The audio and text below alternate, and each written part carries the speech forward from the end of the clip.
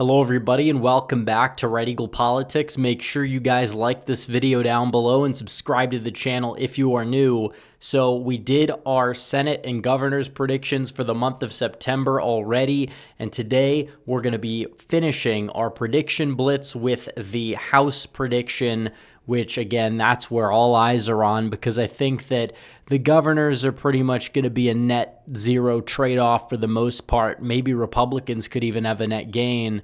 But when it comes down to the Senate, even if the Democrats gain a seat or two, which I think it's kind of pushing it to say two, the Republicans are going to have control over the Senate.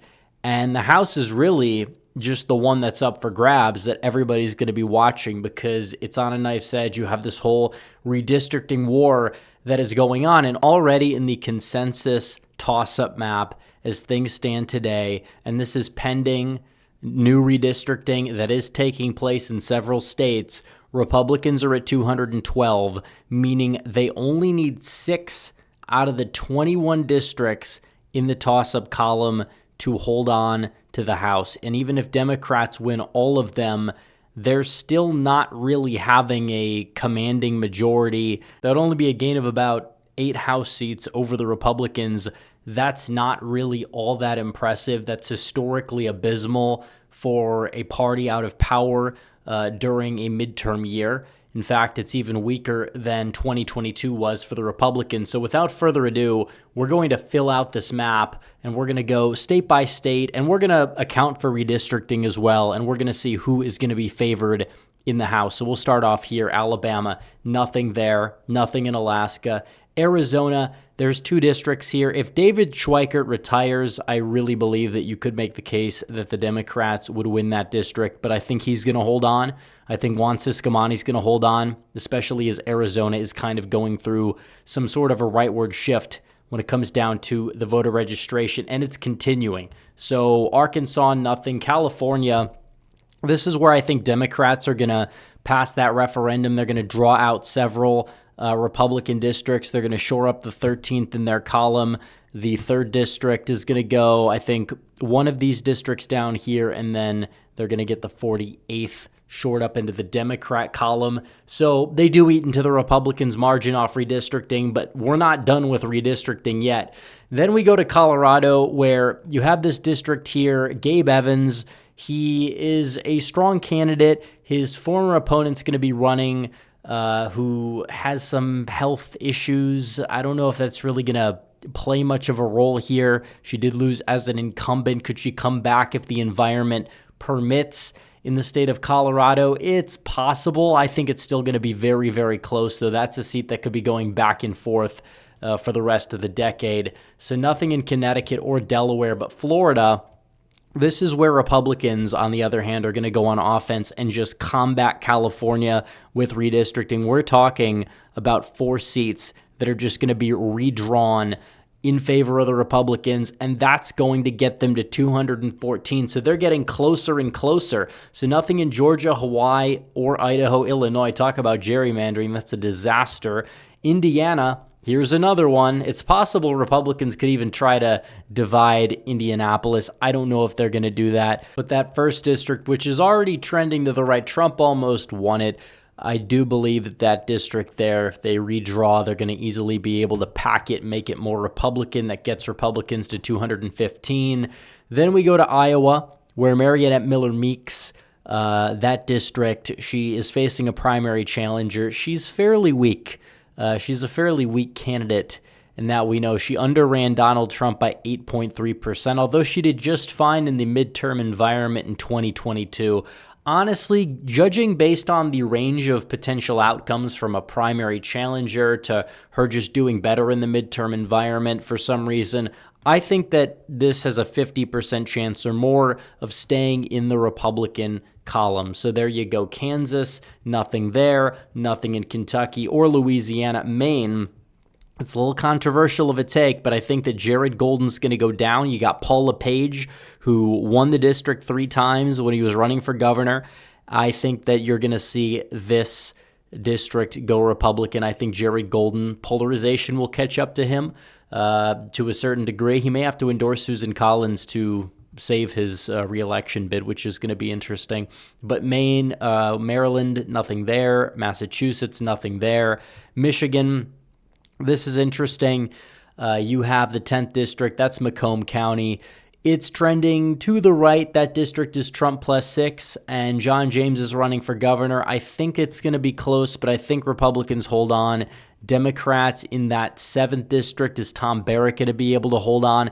There's a chance. He does tend to, have appeal to more traditional Republicans that are more likely to show up for a midterm. I honestly think that the 7th in Michigan, as it stands right now, if you're going to have a close race at the top of the ticket, a close Senate race, I think Tom Barrett holds on as it stands now. Minnesota, nothing. Mississippi, nothing. Missouri, they're going to go in there and they're going to take Kansas City and they're going to make that a safe district. So Republicans usually will use a lean or likely to kind of classify the flips. But regardless, that district is going to go in the Republican column. So they tack on a +1. Nothing in Montana. Nebraska, the 2nd district will be a flip, but nothing else. Nevada, nothing there, although the dam could very well break. It is a dummy mander.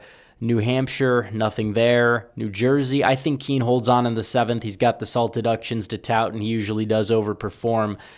So New Mexico, that district in a presidential year, I think it has a good shot of going red, but I don't know who the Republican candidate is right now. I think Democrats hold on to it.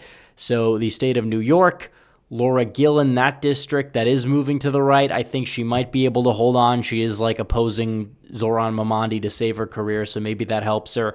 North Carolina, that 1st district, this is going to be an interesting one, because in a midterm environment, the 1st district is usually more Republican favorable. I just don't know if they really have a candidate there yet, what's going on. But it's going to be really close. I think that Democrats are going to put a lot of resources into it. Maybe that saves Don Davis for some reason. But regardless, I think that Republicans could end up flipping that. It's another flip for Republicans if they do well. Nothing in North Dakota. Ohio, here we go. More redistricting fun. I've heard they may even try to go for 3 seats in the state of Ohio, but I think that Landsman might be able to hold on even if they make the first redder, and that would put Republicans at 223. So they actually have gained seats in the House as things stand with the current map. 7th District and the 10th District in Pennsylvania. I know that the mayor of Scranton's running in the 8th district. I think she falls short. I think it would be close, but I think she falls short. So the 7th district, Ryan McKenzie, I don't know who he's facing. Susan Wild's not going for it. I think that one stays Republican. As for Scott Perry's district, this one, it's going to be interesting to see what happens, but I think Democrats might finally have the upper hand because some of those Harrisburg suburbs are indeed trending to the left, and I think in an environment, Democrats might be able to capitalize on it. So it would be sad to lose them, but I think that it very well could happen. So the state of Texas, the 28th district, this one depends on the trial of Henry Cuellar. I think that, like I said with Iowa, there's more possibilities of the seat going red than going blue with all the avenues and hypotheticals that we could go out there and end up taking, and that would get Republicans to 225. So Utah, they will probably redraw the map and make some of these districts in the Salt Lake City area because they kind of have to because of like some rhino justice or whatever on their state court. But the 4th district and the 1st district may be closer, but down ballot they will stay red. So Vermont, nothing there. Virginia, if they don't redraw, which the new administration might, I think Kiggins does hang on. She is an overperformer. She does better with like the midterm voting, higher propensity Republican voter. The state of Washington, in the 3rd district, I think that Republicans, if they had a really strong candidate and if Marie Perez was a little weaker, they could win this. I think right now I'm going to leave it in the tilt Democrat column. So nothing out of West Virginia. And then I think the Democrats are going to pick off the 3rd district in Wisconsin. I know it's Trump +7, but midterm year means lower white working class turnout, and Derek Van Orden, he's just not really all that strong. He massively underperformed Donald Trump. Not by as much as Marionette Miller Meeks, but still, I think he could win it. but I think that one of the reasons why Democrats aren't even redrawing is because they think they can beat them, and I actually think that they could beat them too.